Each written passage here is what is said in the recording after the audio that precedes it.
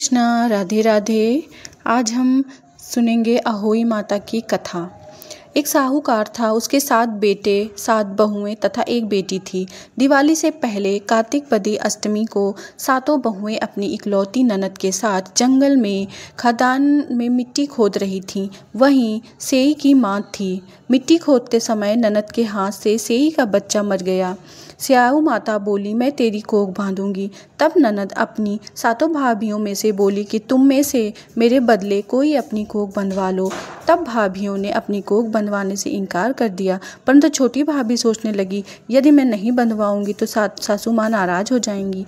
ऐसा विचार कर ननद के बदले छोटी भाभी ने अपनी कोख को बंधवा लिया।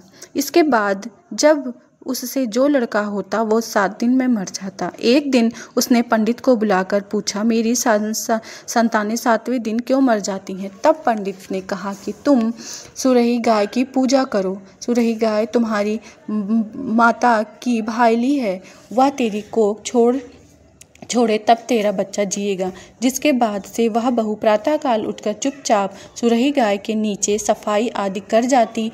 गौ माता बोली कि आजकल कौन मेरी सेवा करके चला जाता है, सो आज मैं देखूंगी। तो गौ माता खूब तड़के उठी। क्या देखती हैं, एक साहूकार के बेटे की बहू उसके नीचे सफाई कर रही है।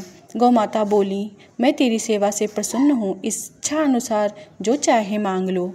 तब साहूकार की बहू बोली, मैं स्याई माता तुम्हारी भाईली हूँ और उसने मेरी कोख बांध रखी है, सो मेरी कोख खुलवा दो। गौ माता ने कहा, अच्छा।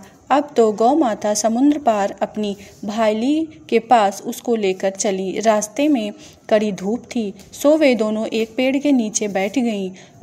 थोड़ी देर में एक सांप आया और उसी पेड़ पर गरुड़ पक्षी का बच्चा था। सांप उसको डसने लगा। तब साहूकार की बहू ने सांप को मारकर डाल के नीचे दबा दिया और बच्चे को बचा लिया। थोड़ी देर में गरुड़ पक्षी आया तो वहाँ पर खून पड़ा देखकर साहूकार की बहू को चोंच मारने लगी। तब साहूकारनी बोली, मैंने तेरे बच्चे को नहीं मारा, तेरे बच्चे को सांप डसने आया था, सो मैंने तेरे बच्चे की रक्षा की है। यह सुनकर गरुड़ पाखनी बोली, मांग, तू क्या मांगती है? वह बोली, 7 समुंदर पार स्याऊ माता रहती हैं, हमें तू उनके पास पहुँचा दे। तब गरुड़ पक्षी ने दोनों को अपनी पीठ पर बैठाकर स्याऊ माता के पास पहुंचा दिया।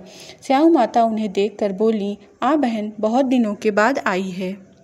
आ बहन, मेरे सिर में जू पड़ गई है। तब सुरही के कहने पर साहूकार की बहू ने सिलाई से उसके जुएं निकाल दी। इस पर स्याऊ माता प्रसन्न हो बोली, तूने मेरे सिर में बहुत सिलाई डाली है, इसलिए तेरे 7 बेटे और बहू होंगे।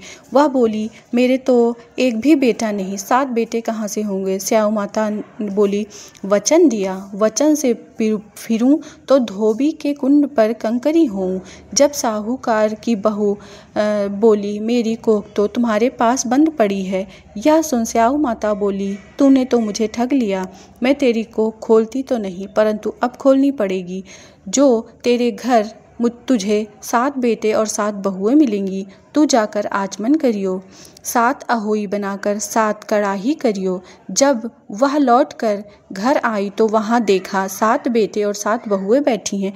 वह खुश हो गई। उसने 7 अहोई बनाई, 7 आचमन किए तथा 7 कड़ाही की। रात्रि के समय जेठानियाँ आपस में कहने लगीं कि जल्दी जल्दी नहाकर पूजा कर लो, कहीं छोटी बच्चों को याद करके रोने लगेगी।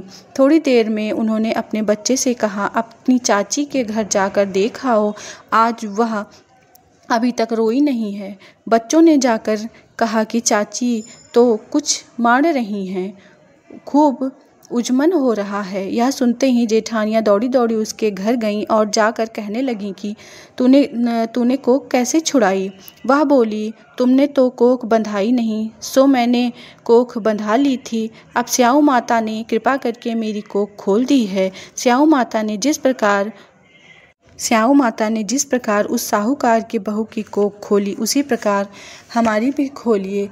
कहने वाले तथा सुनने वाले की तथा सब परिवार की कोख खोलिए और सबकी संतानें स्वस्थ सुरक्षित रहें। बोलिए अहोई माता